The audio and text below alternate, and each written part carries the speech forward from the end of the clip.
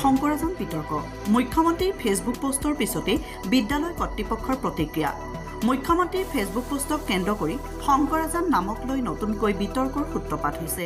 এই বিতৰ্কৰ প্ৰভাৱ মৈৰাবাৰীত অৱস্থিত এখন ব্যক্তিগত বিদ্যালয়লৈ পৰিছে। উল্লেখযোগ্য যে শংকৰাজান বিদ্যাপীঠ নামৰ বিদ্যালয়খন মৈৰাবাৰীত 2005 চনত স্থাপন কৰা হৈছিল। বিদ্যালয়খন স্থাপনৰ সময়ত ইয়াৰ নাম আছিল আজান শংকৰ বিদ্যাপীঠ। কিন্তু নামক লৈ সেই সময়তে ৰাইজৰ মাজত আপত্তি উত্থাপিত হোৱাত 2006 চনত বিদ্যালয় কৰ্তৃপক্ষই আনুষ্ঠানিকভাৱে বিদ্যালয়খনৰ নাম সলনি কৰি শংকৰাজান বিদ্যাপীঠ ৰূপে পুনৰ নামাকৰণ কৰে। সম্প্ৰতি মুখ্যমন্ত্ৰীৰ ফেচবুক পোষ্টৰ পিছতেই এই বিষয়টো পুনৰ চৰ্চালৈ আহে। ইয়াৰ পৰিপ্ৰেক্ষিতত বিদ্যালয়খনৰ অধ্যক্ষৰ লগতে শিক্ষক শিক্ষয়িত্ৰীসকলে নিজৰ প্ৰতিক্ৰিয়া ব্যক্ত কৰে। নিউজ ডেস্ক ৰিপৰ্ট বতদ্ৰৱা লাইভ। মই প্ৰথমে আমাৰ CM ছাৰক ধন্যবাদ জনাইছোঁ।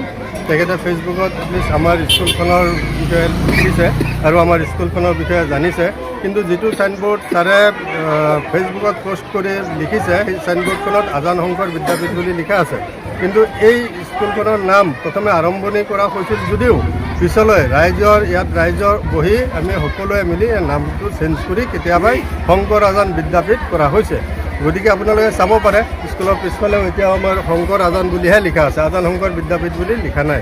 এইটো কোনোবা হয়তো দুষ্কৃতিকাৰীয়ে পুৰণা ফটো এটা লগাত পঠাই দি CM ছাৰলৈ এই কথাখিনি মানে অলপ বেলেগ ধৰণে উপস্থাপন কৰিব বিচাৰিছে।